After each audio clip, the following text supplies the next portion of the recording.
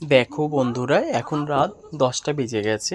তো এখন খাওয়ার টেবিলে চলে এসেছি, মাও খেতে বসে গেছে, আমিও খেতে চলে এসেছি।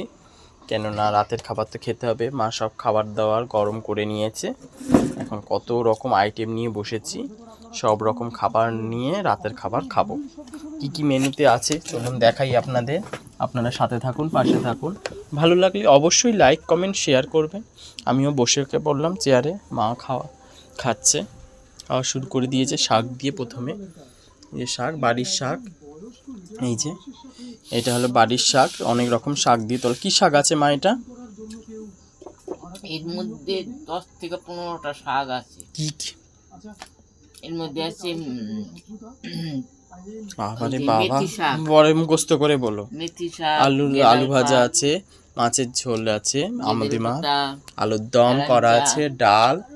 বেশ, এই হলো বাড়ির শাক অনেক রকমের।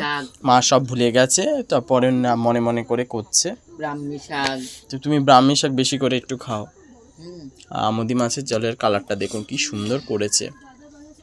এই অত মনে থাকে না। ডাল, তেলাকুচ, এই ডাল, আর এটা হলো আলুর দম, থানকুনি পাতা।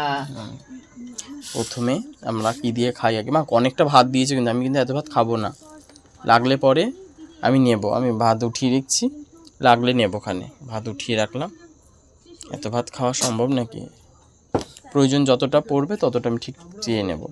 আর শাকটা দিয়ে ভাতটা ভালো করে মেখে নিই, কেননা শাকটাই আগে খাই, তারপরে কত রকমের পদ দিয়ে খাবো। আর বাইরেটা খুব ঠান্ডা ঠান্ডা পড়েছে, কিন্তু আপনাদের কি ওখানে ঠান্ডা ঠান্ডা পড়েছে বন্ধুরা? বলবেন কিন্তু অবশ্যই।